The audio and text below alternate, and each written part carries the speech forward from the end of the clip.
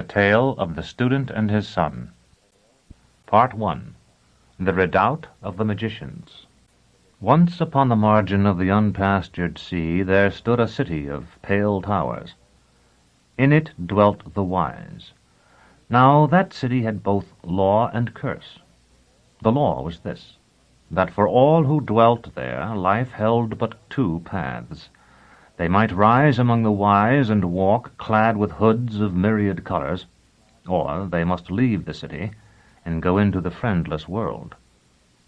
Now one there was who had studied long all the magic known in the city, which was most of the magic known in the world, and he grew near the time at which he must choose his path. In high summer, when flowers with yellow and careless heads thrust even from the dark walls overlooking the sea, he went to one of the wise who had shaded his face with myriad colors for longer than most could remember, and for long had taught the student whose time was come. And he said to him, "How may I, even I who know nothing, have a place among the wise of the city? For I wish to study spells that are not sacred all my days, and not go into the friendless world to dig and carry for bread." Then the old man laughed and said, "Do you recall how, when you were hardly more than a boy, I taught you the art by which we flesh suns from dream stuff? How skillful you were in those days, surpassing all the others. Go now, and flesh such a sun, and I will show it to the hooded ones, and you will be as we." But the student said, "Another season. Let pass another season, and I will do everything you advise." Autumn came, and the sycamores of the city of pale towers, that was sheltered from the sea winds by its high wall, dropped leaves like the gold manufactured by their owners, and the wild salt geese streamed among the pale towers, and after them the ossifrage and the lammergeier. Then the old man sent again for him who had been his student, and said, "Now surely you must flesh for yourself a creation of dream as I have instructed you, for the others among the hooded ones grow impatient. Save for us, you are the eldest in the city, and it may be that if you do not act now, they will turn you out by winter." But the student answered, "I must study further that I may achieve what I seek. Can you not for one season protect me?" And the old man who had taught him thought of the beauty of the trees that had for so many years delighted his eyes like the white limbs of women. At length the golden autumn wore away, and winter came stalking into the land from his frozen capital, where the sun rolls along the edge of the world like a trumpery gilded ball, and the fires that flow between the stars and earth kindle the sky. His touch turned the waves to steel, and the city of the magicians welcomed him, hanging banners of ice from its balconies and heaping its roofs with glacés of snow. The old man summoned his student again, and the student answered as before. Spring came, and with it gladness to all nature. But at spring the city was hung with black, and hatred and the loathing of one's own powers, that eats like a worm at the heart, fell on the magicians. For the city had but one law and one curse, and though the law held sway all the year, the curse ruled the spring. In spring the most beautiful maidens of the city, the daughters of the magicians, were clothed in green, and while the soft winds of spring teased their golden hair, they walked unshod through the portal of the city and down the narrow path that led to the quay, and boarded the black-sailed ship that waited them. And because of their golden hair and their gowns of green file, and because it seemed to the magicians that they were reaped like grain, they were called corn maidens. When the man who had long been the student of the old man, but was yet unhooded, heard the dirges and laments, and looking from his window saw the maidens filing by, he set aside all his books and began to draw such figures as no man had ever seen, and to write in many languages, as his master had taught him aforetime. Part 2. The Fleshing of the Hero. Day after day he labored. When the first light came at the window, his pen had been a drudge already many hours, and when the moon tangled her crooked back among the pale towers, his lamp shone bright. At first it seemed to him that all the skill his master had taught him of old had deserted him, for from the first light to the moonlight he was alone in his chambers, save for the moth that fluttered sometimes to show the insignia of death at his undaunted candle flame. Then there crept into his dreams, when sometimes he nodded over the table, another, and he, knowing who that other was, welcomed him, though the dreams were fleeting and soon forgotten. He labored on, and that which he strove to create gathered about him as smoke collects about the new fuel thrown upon a fire almost dead. At times, and particularly when he worked early or late, and when, having at long last laid aside all the implements of his art, he stretched himself at length upon the narrow bed provided for those who had not yet earned the many-colored hood, he heard the step, always in another room, of the man he hoped to call into life. In time these manifestations, originally rare, and indeed at first limited almost entirely to those nights when thunder rumbled among the pale towers, became common, and there were unmistakable signs of the other's presence, a book he had not unshelved in decades lying beside a chair. Windows and doors that unlocked as it seemed of themselves, an ancient alfange, for years past an ornament hardly more deadly than a trompeur picture, found cleansed of its patina, gleaming and newly sharp. One golden afternoon, when the wind played the innocent games of childhood with the fresh-fledged sycamores, there came a knock at the door of his study. Not daring to turn or express even the smallest part of what he felt by his voice, or even to desist from his work, he called, "Enter." As doors open at midnight, though no living thing stirs, the door began, a thread's width at a time, to swing back.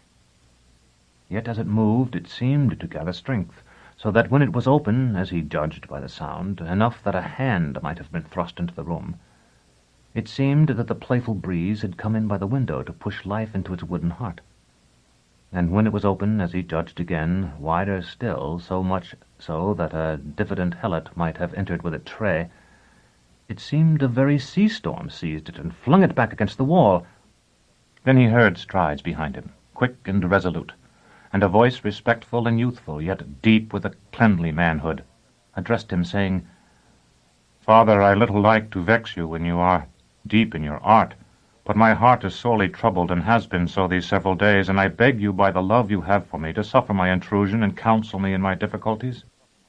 Then the student dared turn himself where he sat, and he saw standing before him a youth, haughty of port, wide of shoulder, and mighty of thew. Command was in his firm mouth, knowing wit in his bright eyes, and courage in all his face. Upon his brow sat that crown that is invisible to every eye, but can be seen even by the blind, the crown beyond price, that draws brave men to a paladin, and makes weak men brave. Then the student said, "My son, have no fear of disturbing me now or ever, for there is nothing under heaven that I should rather see than your face. What is it that troubles you?" "Father," the young man said, "every night for many nights my sleep has been rent with the screams of women, and often I have seen, like a green serpent called by the notes of a pipe, a column of green slip down the cliff below our city to the quay. And sometimes it is vouchsafed me in my dream to go near, and then I see that all who walk in that column are fair women, and that they weep and scream and stagger as they walk, so that I might think them a field of young grain beaten by a moaning wind. What is the meaning of this dream?" "My son," said the student, "the time has come when I must tell you what I have concealed from you until now, fearing that in the rashness of your youth you might dare too much before the time was ripe. Know that this city is oppressed by an ogre, who each year demands of it its fairest daughters, even as you have seen in your dreams." At this the young man's eyes flashed, and he demanded, "Who is this ogre, and what form has he, and where does he dwell?" "His name no man knows, for no man can approach near enough. His form is that of a navigscapet, which is to say that to men he appears a ship having upon its deck, which is in truth his shoulders, a single castle, which is his head, and in the castle a single eye. But his body swims in the deep waters with the skate and the shark, with arms longer than the most lofty masts, and legs like pilings that reach even to the floor of the sea. His harbor is an isle to the west, where a channel with many a twist and bend, dividing and redividing, reaches far inland. It is on this isle, so my lore teaches me, that the corn maidens are made to dwell, and there he rides at anchor in the midst of them, turning his eye ever to left and right to watch them in their despair. Part 3.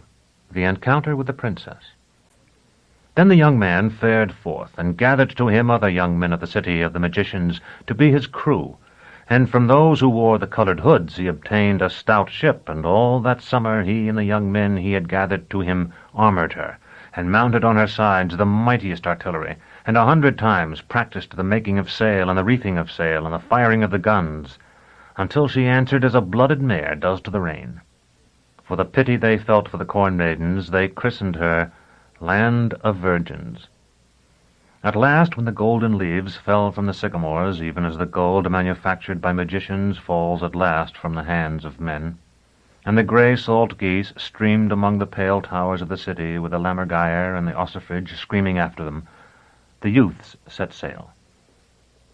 Much befell them on the whale road to the Isle of the Ogre that has no place here, but at the end of those adventures the lookouts saw before them a country of tawny hills dotted with green, and even as they shaded their eyes to see it, the green grew greater and greater still.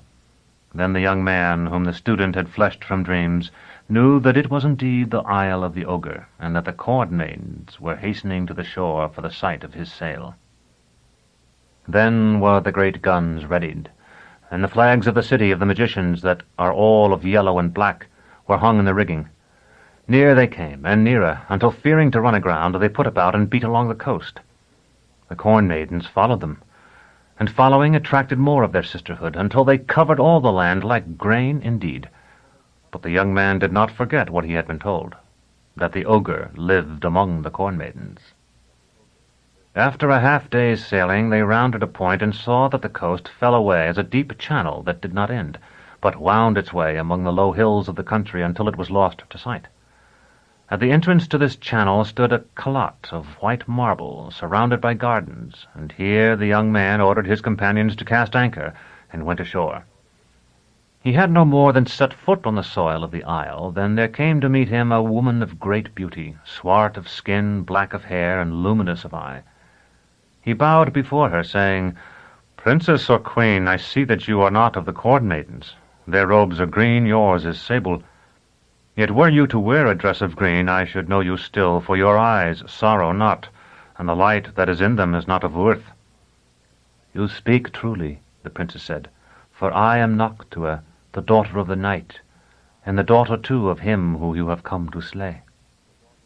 "Then we cannot be friends, Noctua," said the young man. "But let us not be enemies." For though he did not know why, being of the stuff of dreams, he was drawn to her, and she, whose eyes held the starlight, to him. At this the princess spread her hands and declared, "Know that my father took my mother by force, and here holds me against my wishes, where I would soon go mad were it not that she comes to me at each day's end. If you do not see sorrow in my eyes, it is only because it lies upon my heart. That I may be free, I shall willingly counsel you how you may engage my father in triumph." All the young men of the city of the magicians grew quiet and gathered to listen to her. "First, you must understand that the waterways of this isle turn and turn again in such a way that they can never be charted. You can by no means use sail as you wander them, but must kindle your furnaces ere you go farther." "I have no fear of that," said the young man, fleshed from dreams. "Half a forest was laid waste to fill our bins, and those great wheels you see shall walk these waters with a tread of giants." At that the princess trembled and said, "Oh, speak not of giants, for you know not what you say. Many ships have come as you have, until the oozy bottoms of all these measureless channels are white with skulls. For it is the custom of my father to allow them to wander among the islets and straits until their fuel is spent, however much it may be, and then coming upon them by night, when he can see them by the glow of their dying fires, and they not see him, slay them." Then the heart of the young man, fleshed from dreams, was troubled, and he said, "We will seek him as we are sworn, but is there no way in which we may escape the fate of those others?" At this the princess took pity on him, for all who have the stuff of dreams about them seem fair in some degree, at least to the daughters of night, and he fairest of all.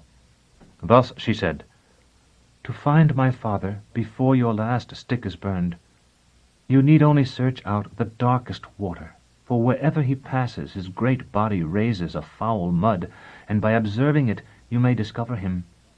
But each day you must begin the search at dawn, and at noon desist, for otherwise you may come upon him by twilight, and it will go evilly with you." "For this counsel I would have given my life," said the young man, and all his companions who had come ashore with him raised a cheer. "For now we will surely overcome the ogre." At this the solemn face of the princess became more sober yet, and she said, "No, not surely, for he is a dread antagonist in any sea fight. But I know a stratagem that may aid you.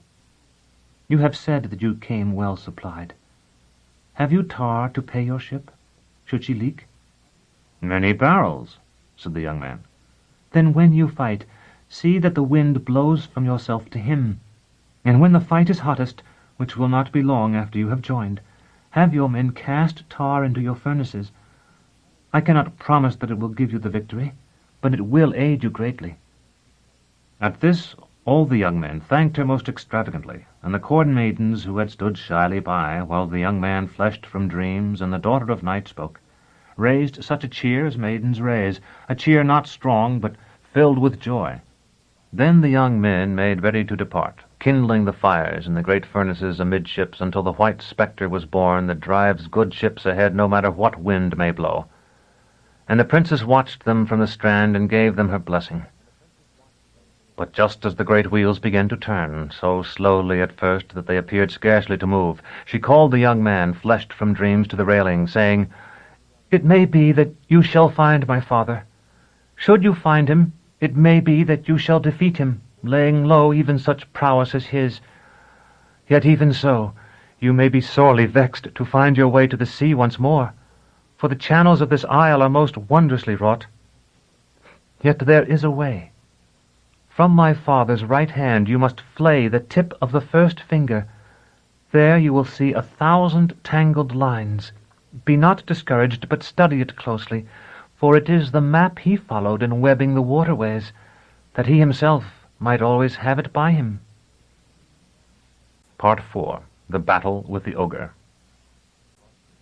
Inland they turned their bow, and even as the princess had foretold, the channel they followed soon divided, and divided again, until there were 1,000 forking channels and 10,000 islets. When the shadow of the mainmast was no larger than a hat, the young man, fleshed from dreams, gave orders that the anchors be cast and the fires banked, and there for a long afternoon they waited, oiling the guns and readying the powder, and preparing all that might be needful in the hardest-fought battle. At length night came, and they saw her striding from islet to islet with her bats about her shoulders and her dire wolves dogging her steps. No more than an easy carronade shot from their anchorage she seemed, yet they all observed that she passed not before Hesperus or even Sirius, but they before her. For a moment only she turned her face toward them, and none could be certain what her look conveyed. But all of them wondered if indeed the ogre had taken her without her will, as her daughter had said. And if so, if she had not lost the resentment she might be imagined to have felt. With the first light the trumpet sounded from the quarter-deck, and the banked fires were fed new fuel. But as the dawn breeze stood fair for the channel they held, the young man ordered all plain sail set before the great wheels were ready to take their first step, and when the white spectre wakened, the ship pressed forward at double speed. For many leagues that channel ran, not straight, but near enough that there was no need to furl the sails or even put about. 100 others crossed it, and at each they studied the water, but each was translucent as crystal. To tell the strange sights they beheld on the islets they passed would require a dozen tales as long as this. Women stem-grown like flowers overhung the ship, and in kissing them sought to smear their faces with the powder from their cheeks.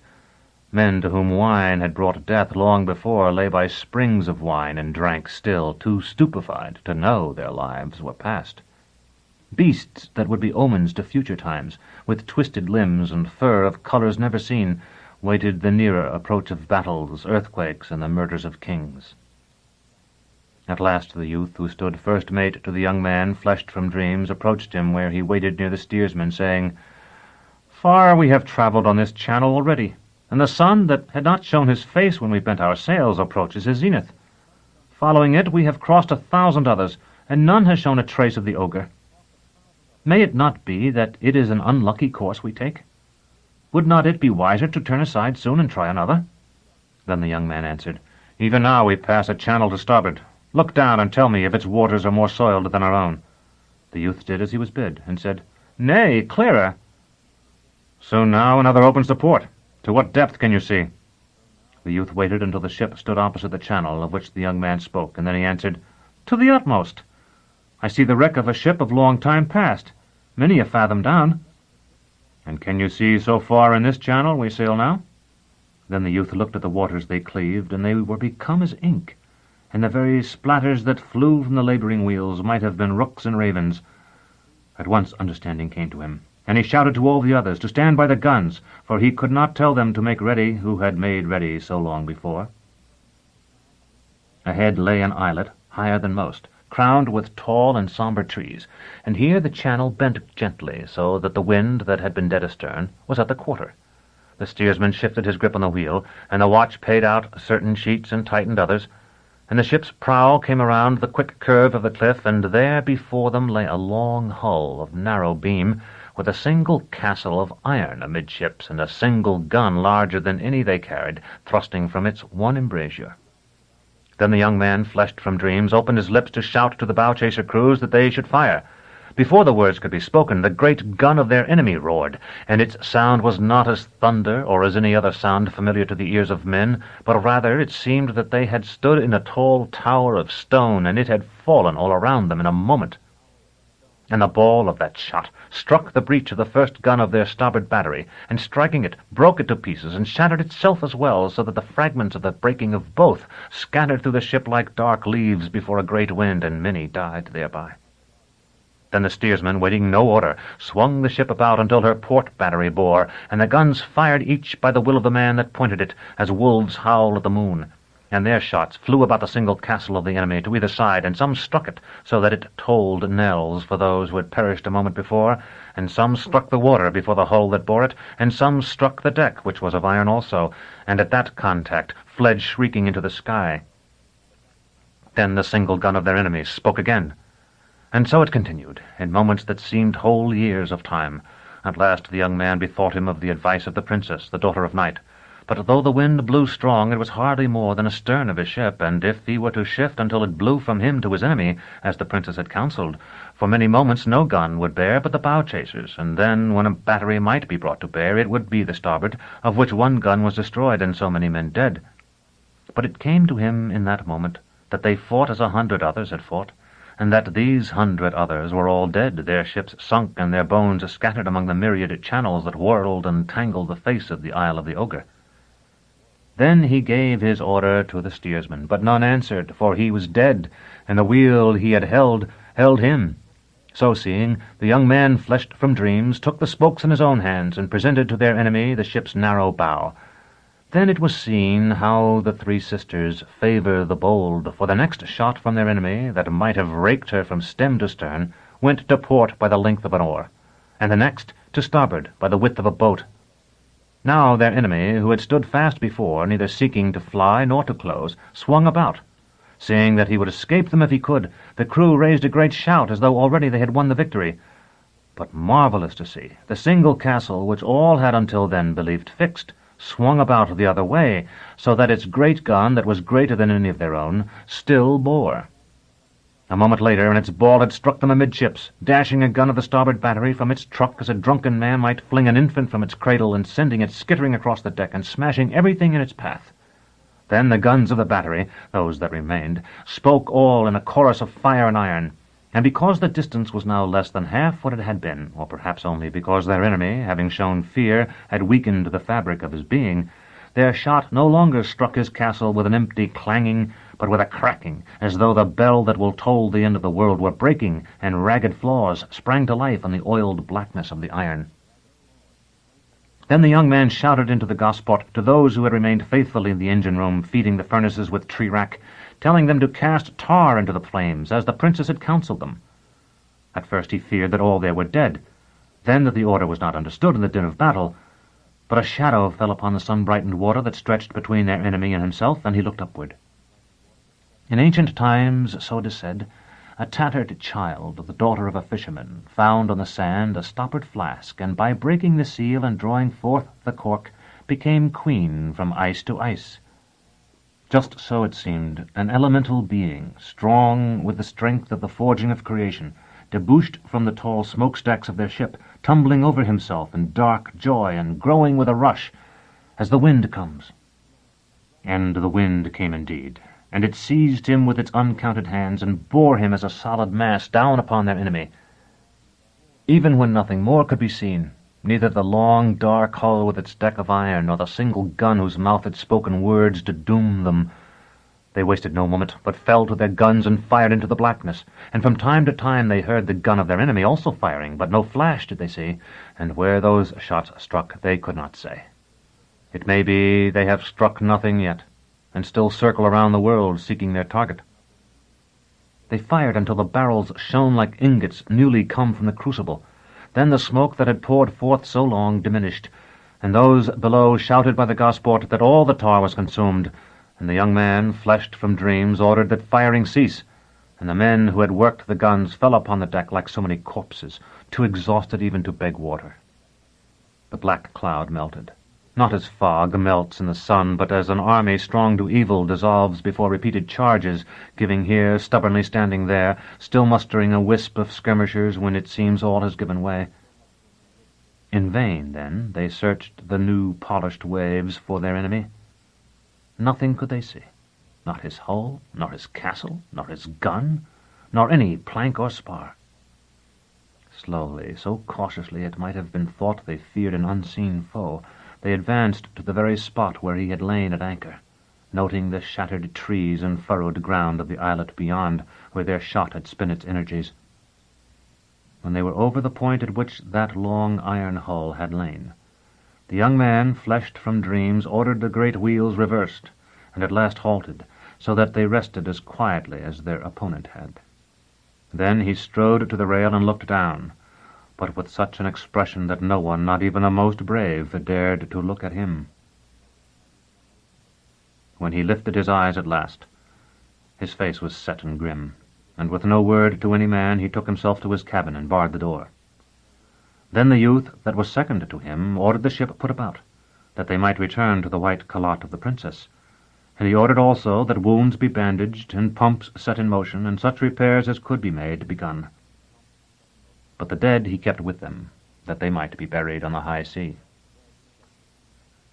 Part 5. The Death of the Student. It may be that the channel was not so straight as they believed, or that they had lost their bearings in the fight without being aware thereof, or that the channels twisted, as some alleged, like worms in a lich, when no eye was upon them.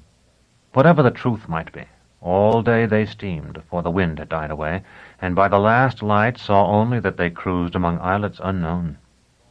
All night they lay to. When morning came, the youth called to him such others as he felt might offer the most valuable counsel, but none of them could suggest anything save calling upon the young man fleshed from dreams, which they were loath to do, or pressing onward until they reached open waters or the calotte of the princess. That they did all day, striving to hold a straight course, but winding against their will among the many turnings of the channels, and when night came again their position was no better than before. But on the morning of the third day, the young man, fleshed from dreams, came out of his cabin and began to walk up and down the decks as he was wont to do, examining such repairs as they had made to their damage, and asking those wounded who by the pain of their wounds were awake early how they fared. Then the youth and those who had advised him came to him, and they explained all that they had done, and asked how they might find the sea again, that they might bury the dead and return to their homes in the city of the magicians. At this he looked up into the very vault of the firmament, and some thought he prayed, and some that he sought to restrain the anger he felt against them, and some only that he hoped to gain inspiration there. But so long did he stare that they waxed afraid, even as they had when he had peered into the water, and one or two began to creep away. Then he said to them, "Behold! Do you not see the sea-birds? From every corner of the sky they stream. Follow them." Until morning was nearly done, they followed the birds in so far as the winding channels permitted. and at last they saw them wheeling and diving at the water ahead, so their white wings and ebon heads seemed a cloud low hung in their course, a cloud fair without, but thunderous within. Then the young man, fleshed from dreams, told them to load a carronade with powder only, and to fire it. And at the crash of the gun all those sea-birds rose, mewing and crying, and where they had been the crew saw a great piece of carrion floating, which seemed to them to have been a beast of the land, for it had, as they thought, a head and legs 4. But it was greater than many elephants. When they were near, the young man ordered the boat put into the water, and when he climbed aboard they saw that he had thrust into his belt a great alfange whose blade caught the sun. For a time he labored over the carrion, and when he returned he carried a chart, the largest any of them had seen, drawn upon untanned hide. By dark they reached the calotte of the princess. All waited on board while her mother visited her, but when that terrible woman was gone, all who could walk went ashore, and the corn maidens crowded about them, 100 to each youth, and the young man, fleshed from dreams, took the daughter of night into his arms, and led them all in dances. None of them ever forgot that night. The dew found them beneath the trees of the princess's garden, half smothered in flowers. For a time they slept so, but when afternoon threw backward the shadows of their masts, they were awake. Then the princess bade farewell to the isle, and swore that though she might visit every country over which her mother strode, she never would return there, and the corn maidens swore likewise. Too many of them there were perhaps for the ship to hold, yet it held them, so that all the decks were green with their gowns and gold with their hair. Many adventures they had in making their way back to the city of the magicians. This tale might tell how they cast their dead into the sea with prayers, yet afterwards saw them in the rigging by night, or how certain of the corn maidens wed those princes who, having spent years so long enchanted that they were loath to leave that life, and have in that time learned much of gramarye, build palaces on lily pads and are seldom seen by men. But all those things have no place here. Be it sufficient to say that as they neared the cliff at whose top stands the city of the magicians, the student who had fleshed the young man from dreams stood on the battlements, watching for them over the sea, and when he beheld their dark sails, smutted by the burning tar that had blinded their enemy, he believed them blackened in mourning for the young man, and he threw himself down, and so perished. For no man lives long when his dreams are dead.